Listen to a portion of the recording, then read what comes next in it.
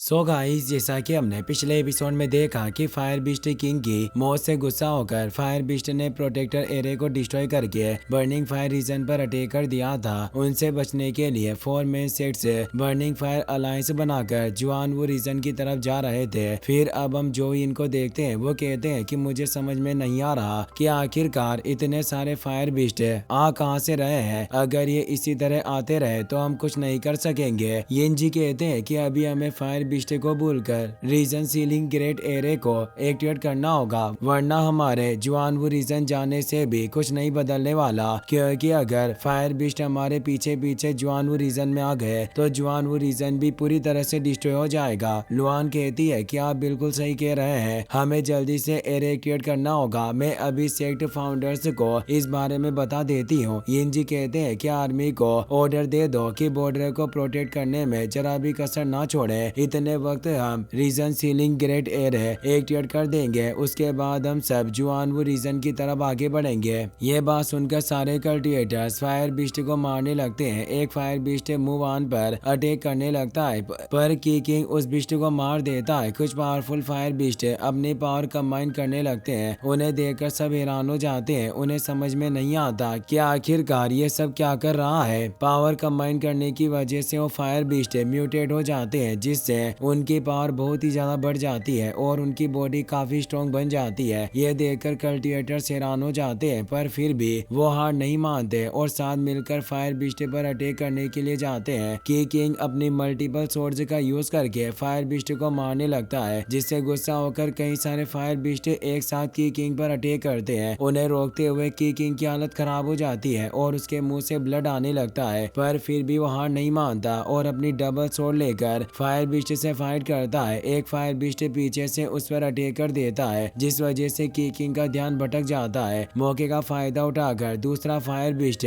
Fire laser से उस पर पावरफुल अटैक करता है। फायर लेजर की किंग की बॉडी को चीरकर निकल जाती है, जिस वजह से उसकी हालत खराब हो जाती है और वो जमीन पर गिरने लगता है। अपने भाई की ऐसी हालत देखकर मुआन के होश उड़ जाते हैं और वो बहुत ही ज्यादा घबरा जाती है। वो तेजी से की किंग के पास जाकर एक शील्ड फॉर्मेशन एक्टिवेट कर लेती है ताकि कोई बीस्ट उन पर अटैक ना कर सके। अपने आखिरी वक्त में मुआन को अपने पास देखकर की किंग मुस्कुराने लगता है, पर वो कुछ कहे उससे पहले उसकी डेथ हो जाती है। इससे मुआन बहुत ही ज्यादा दुखी होती है और जोर जोर से रोने लगती है। 4 मेन सेक्ट के फाउंडर्स वोल्केनो के पास चले जाते हैं। लान रो कहती है कि इसी जगह पर फायर बीस्ट का जन्म हुआ था। अगर हम इस जगह को सील कर दे तो यकीनन फायर बीस्ट पर काबू पा सकते हैं। हमें दोबारा अपने एंसेस्टर की तरह region ceiling great array activate करना होगा, जिससे बर्निंग फायर रीजन के सारे फायर बीस्ट यहीं कैद हो जाएंगे। ये बात सुनकर फाउंडर्स एरे एक्टिवेट करने जाने लगते हैं। येंजी कहते हैं कि इस एरे को एक्टिवेट करने के लिए नेसेंट सोल कल्टिवेटर को अपनी नेसेंट सोल का यूज करना होगा, जिससे सीलिंग एरे एक्टिवेट हो जाएगा। एक मास्टर कहते हैं कि अगर हमने अपनी नेसेंट सोल का यूज किया तो मुझे डर है कि हम सैकड़ों सालों की स्पिरिचुअल एनर्जी को खो देंगे, पर 4 मेन सेट से नेसेंट कोर देने के लिए तैयार है, तो हम बर्निंग फायर रीजन को बचाने के लिए इतना कर ही सकते हैं। यहाँ लो कहती है कि अगर तुम इसी तरह एरे को पावर देते रहे तो मैं वादा करती हूँ कि लो रिवर सेक्ट तुम्हारी फिजिकल बॉडी को अच्छी तरह से प्रोटेक्ट करेगा। अगले 3 महीनों में हम कुछ भी करके जुआनवू रीजन में खुद को स्थापित कर लेंगे। उसके बाद मैं खुद तुम्हें लेने के लिए यहाँ आऊंगी। ये बात सुनकर nascent soul masters region ceiling great array को एक्टिवेट कर देते हैं, जिसकी वजह से फायर बीस्ट एरे के अंदर फंस जाते हैं और किसी भी कल्टिवेटर पर अटैक नहीं कर पाते। यह देखकर बर्निंग फायर अलायंस के कल्टिवेटर्स खुश हो जाते हैं। वांग लिन सोचता है कि फायर बीस्ट मेरी सोच से भी ज्यादा खतरनाक है। अगर फायर बीस्ट किंग खुद जिंदा हो जाता तो मैं सोच भी नहीं सकता कि यहाँ कितनी तबाही मस्ती। सारे कल्टिवेटर्स अपने मरने वाले साथियों को रेस्पेक्ट देकर जुआनवू रीजन के बॉर्डर की तरफ बढ़ जाते हैं। जुआनवू रीजन के क्लियर हार्ट सेक्ट के लोगों को पता चल जाता है कि बर्निंग फायर रीजन में फायर बीस्ट डिजास्टर आ चुका है। एक स्टूडेंट सेक्ट लीडर से कहता है कि मैंने सुना है कि बर्निंग फायर रीजन एक बहुत ही बड़ी मुसीबत में फंस चुका है, क्या ये बात सच है? सेक्ट लीडर कहती है कि तुम सही कह रहे हो, बर्निंग फायर रीजन धीरे धीरे करके बर्बाद हो रहा है। फायर बीस्ट और बर्निंग फायर रीजन के बीच की इस वॉर में हमें काफी फायदा होगा, इसीलिए हमारे लिए खुशी की बात है। तभी यांग सेन वॉर गॉड हॉल के स्टूडेंट्स को लेकर क्लियर हार्ट सेक्ट की टेरिटरी में आ जाते हैं। वो अपने एक ही अटैक में प्रोटेक्ट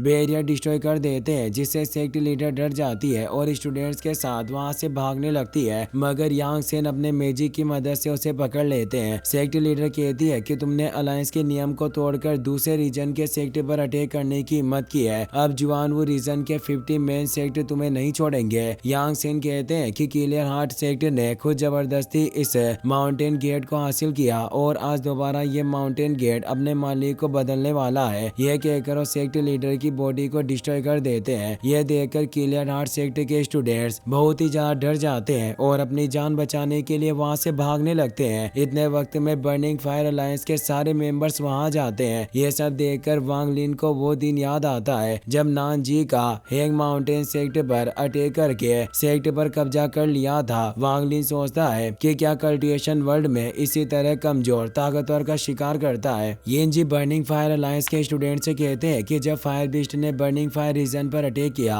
और हमने जुआनवू रीजन से मदद मांगी तो इस रीजन के हर एक सेक्ट ने हमारी मदद करने का मना कर दिया। वो बस फायर बीस्ट और हमारी वॉर का फायदा उठाना चाहते थे। हमारे पास कोई रास्ता नहीं था, जिस वजह से हमने जिंदा रहने के लिए जुआनवू रीजन पर अटैक कर दिया। अब बर्निंग फायर अलायंस के हर एक स्टूडेंट को उनके कल्टिवेशन के हिसाब से आर्टिफैक्ट दिया जाएगा। तुम जुआनवू रीजन के सेक्ट मेंबर्स को मारकर उनसे ट्रेजर ले सकते हो। ये बात सुनकर सारे स्टूडेंट्स खुश हो जाते हैं। वांग लिन सोचता है कि मैं दोनों रीजन की वॉर का फायदा उठाकर इस जगह से निकलने की कोशिश करूंगा ताकि दोबारा इस तरह की मुसीबत में ना पड़ जाऊं। लुआन कहती है कि तुम सबको एक टोकन दिया जाएगा जिसकी मदद से हमें पता चलेगा कि तुमने कितने दुश्मनों को मारा। जो कोई भी क्विक कंडेंशन रियल्म के 10 कल्टिवेटर्स को मारेगा उसे 10 मिड ग्रेड स्पीड स्टोन्स दिए जाएंगे। इसी तरह दुश्मनों को मारने के हिसाब से तुम्हें ट्रेजर्स भी दिए जाएंगे। यह बात सुनकर मुआन को काफी बुरा लगता है। वो सोचती है कि यह दुनिया ऐसी बर्बादी में फंस चुकी है जहाँ की परेशानी कभी खत्म नहीं हो सकती। मैं समझ नहीं पा रही हूँ कि मुझे असली शांति कब मिलेगी। लान रो कहती है कि 1 महीने में जो कोई भी सबसे ज्यादा कल्टिवेटर्स को मारेगा उसे लोअर रिवर सेक्टर की तरफ से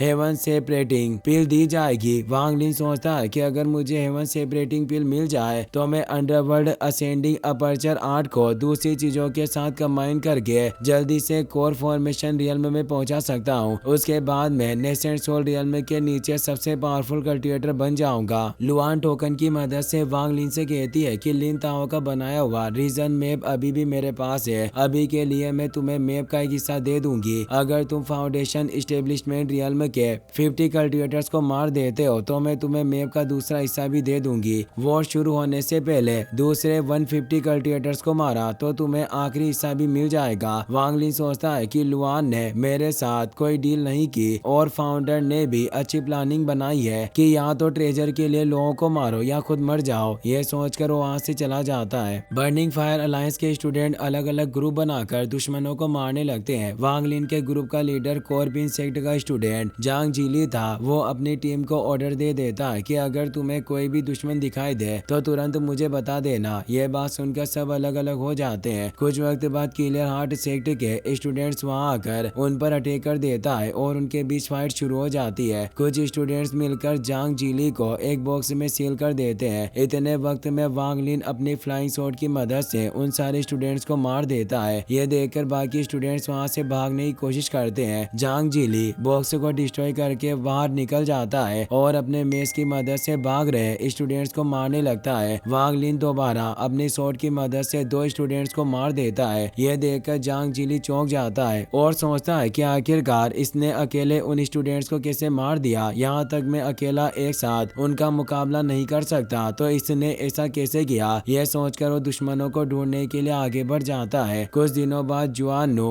रीजन के major sect burning fire alliance से फाइट करने के लिए आते हैं, जिससे वहां वॉर शुरू हो जाती है। वांग लिन तेजी से दुश्मनों को मारने लगता है, जिससे शेनोंग हॉल के फाउंडर होंग तियान को काफी गुस्सा आता है। वो सोचता है कि यह बच्चा सिर्फ फाउंडेशन इस्टेब्लिशमेंट रियल्म के मिडल लेवल पर है, पर इसकी टेक्निक्स काफी अजीब है। मुझे जल्दी इसे खत्म करना होगा वरना ये मेरी आर्मी को कमजोर कर देगा। ये सोचकर वो अपने स्टूडेंट मिंग को एक कंपास देकर वांग लिन को मारने के लिए भेजता है। मिंग अपनी साथी को लेकर कंपास की मदद से वांग लिन के पास पहुंच जाता है और उसे मारने की कोशिश करता है, पर वांग लिन आसानी से मिंग और उसके साथियों को मार देता है। इससे होंग तियान को बहुत ही ज्यादा गुस्सा आता है और वो जुआन जिया को वांग लिन को मारने के लिए भेजता है। जुआन जिया जिया वांग लिन के पास जाकर उस पर अटैक करने की कोशिश करता है। उससे बचने के लिए वांग लिन जमीन के अंदर चला जाता है और उससे दूर जाने की कोशिश करता है, जिससे जुआन जिया को बहुत गुस्सा आता है। वो कहता है कि तुमने मेरे साथियों को मारने की हिम्मत की, अब तुम कुछ भी कर लो पर यहाँ से बचकर नहीं भाग पाओगे।